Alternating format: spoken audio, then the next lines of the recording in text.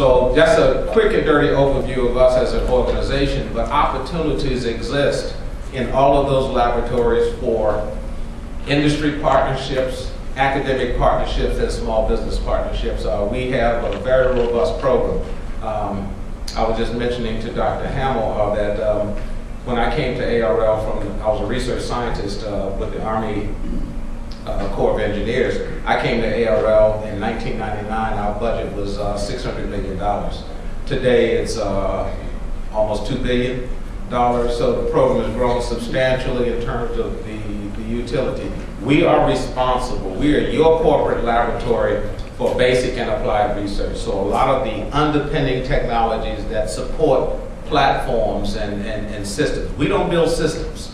We do research on components of systems. So those are the things that we do in our laboratory. So we really embrace collaboration through, we have a program called the Collaborative Technology Alliance. It's a program led by industry. It has academic partners in that research program, as well as government laboratories. It's an industry-led consortium.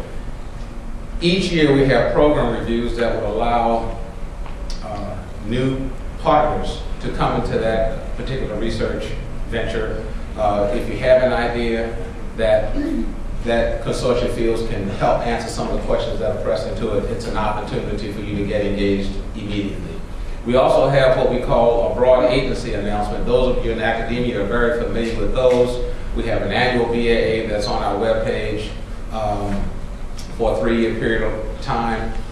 We fund through the Army Research Office probably $800 million a year in research, and the majority of that goes to higher education institutions. We have grants in all 50 states, and we have, through our single investigator program, in excess of 950 faculty members at academic institutions across the country who we support through various research programs.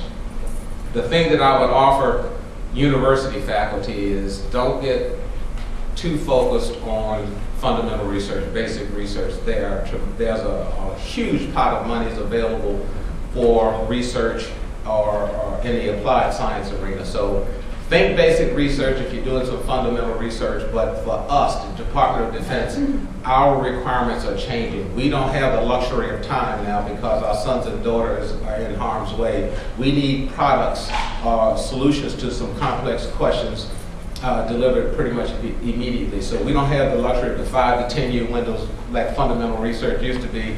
We're thinking 3 to 5 years now to get questions answered for basic research.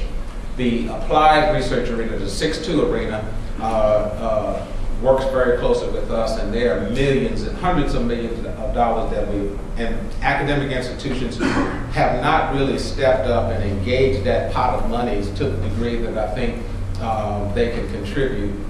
And so I would welcome the opportunity to talk with you all about that at some point in time going forward.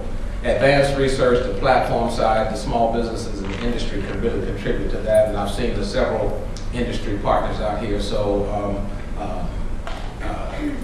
I think it's important that collaboration, the tone, the theme for today is carried forward. Talk to people, leverage the capabilities of organizations, academics, institutions, small businesses, and the major companies represented to enhance your capability and partner with us on some things, because that's really interdisciplinary applications and collaborations have resulted in the transition of technologies to the field much quicker for us, and that's important to us.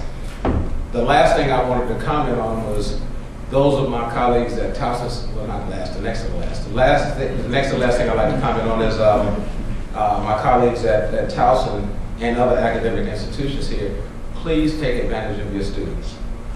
Your students are a tremendous resource in the sense that I fund over 300 students in the summer at the Army Research Laboratory. They come have a challenging research experience, and they come back to the laboratory, and it's a conduit into your academic institution with your students, undergraduate students, graduate students, it doesn't matter. But having a 10-week experience with our laboratory brings technologies, brings in some of the research thrust areas that we are focusing on into your laboratories, and it helps the university grow its capacity and capability.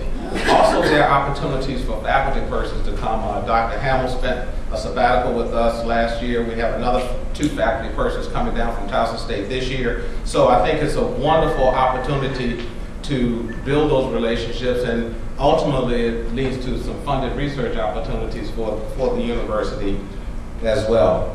And finally, I'm proud to announce that we've been working at it for quite some time, but we are at the end of the road in terms of signing a educational partnership agreement between Towson State University and the Army Research Laboratory, largely due to Dr. Hamill's efforts here. The president has signed off on it here, and the director of the Army Research Laboratory is expected to sign it sometime in the next week or 10 days. So with that, I'm done.